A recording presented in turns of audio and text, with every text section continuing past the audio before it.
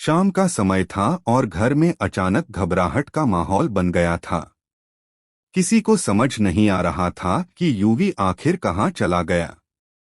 कुछ देर पहले तक सब कुछ सामान्य था, लेकिन एक छोटी सी डांट ने एक बड़े डर को जन्म दे दिया था। यूवी अकेला सड़क पर भटक रहा था। उसके चेहरे पर गुस्सा भी था और डर भी। तभी एक महिला ने उसे देखा और धीरे से उसके पास आकर बोली, बेटा, आप ठीक हो? यहाँ अकेले क्या कर रहे हो? यूवी ने गुस्से में कहा, मुझे डांट पड़ी है। मैं घर से भाग आया हूँ। I hate you. महिला ने उसे शांत करने की कोशिश की। उसने प्यार से कहा, अगर मम्मी पापा डांटते हैं ना, तो उसमें उनका प्यार छुपा होता है। वो आपको इसलिए डांटते हैं ताकि आप गलतियां दोबारा ना करें। यूवी धीरे धीरे शांत होने लगा। महिला ने उसे समझाया, घर छोड़कर भागना कोई समाधान नहीं होता। आपके मम्मी पापा आपको बहुत प्यार करते हैं। अभी वो बहुत परेशान होंगे। यूवी की आंखों में आंसू आ गए। दूसरी तरफ घर में सब लोग परेशान होकर उसे ढूंढ रहे थे। विक्रांत की आवाज में बेचैनी साफ झलक रही थी। हर जगह देख लिया, कहीं मिला यूवी? माँ रोते हुए बोली, प्लीज उसे ढूंढ कर ले आओ। मैं उसके बिना नहीं रह सकती। घर में डर का माहौल था। हर किसी के मन में एक ही सवाल था, यूवी आखिर कहाँ गया? इसी बीच वह महिला यूवी को लेकर घर पहुंच गई।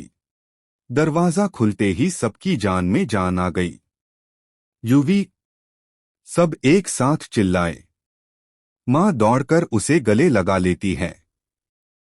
तुम कहाँ चले गए थे? पता है हम कितने परेशान हो गए थे। यूवी चुप था, बस माँ से लिपटा हुआ। महिला ने कहा, ये सड़क पर अकेला घूम रहा था, इसलिए मैं इसे घर छोड़ने ले आई। सबने उसे धन्यवाद कहा।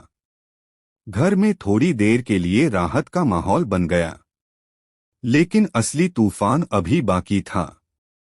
जैसे ही माहौल शांत हुआ, विक्रांत और मन्नत के बीच पुरानी बातें फिर सामने आने लगीं।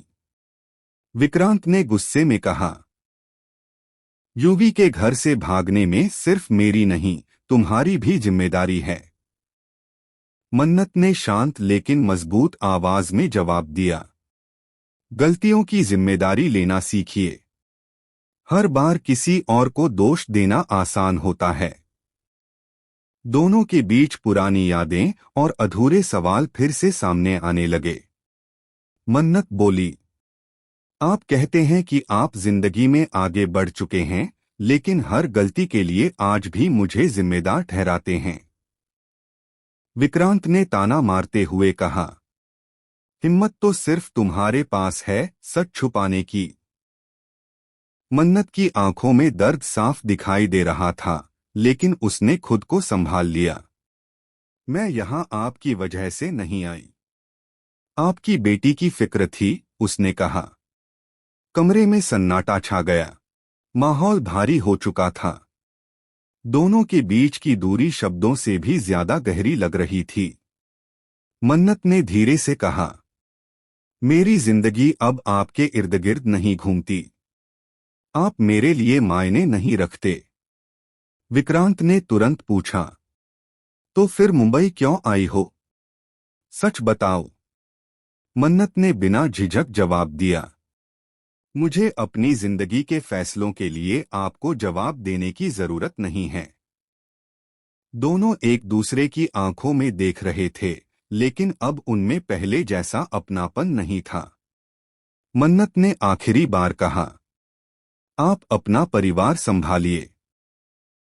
मैं अपना परिवार संभाल लूंगी। मुझसे दूर रहिए और खुश रहिए। मुझे भी खुश रहने दीजिए। वह मुड़कर चली गई। पीछे खड़ा विक्रांत बस उसे जाते हुए देखता रह गया, जैसे अतीत एक बार फिर उसके सामने से गुजर गया हो। कमरे में सन्नाटा था, लेकिन दिलों में बहुत शोर था। और यूवी, वह चुपचाप बैठा सब देख रहा था। शायद पहली बार समझ रहा था कि बड़ों की दुनिया में दर्द कितना गहरा होता है। कभी कभी एक छोटी सी घटना पुराने जख्मों को फिर से जगा देती है, और तब समझ आता है कि रिश्ते सिर्फ साथ रहने से नहीं, समझने से चलते हैं। अगर आपको यह कहानी पसंद आई हो तो वीडियो को लाइक करें, चैनल को सब्सक्राइब करें और कमेंट करके बताएं कि आप इस कहानी के बारे में क्या सोचते हैं।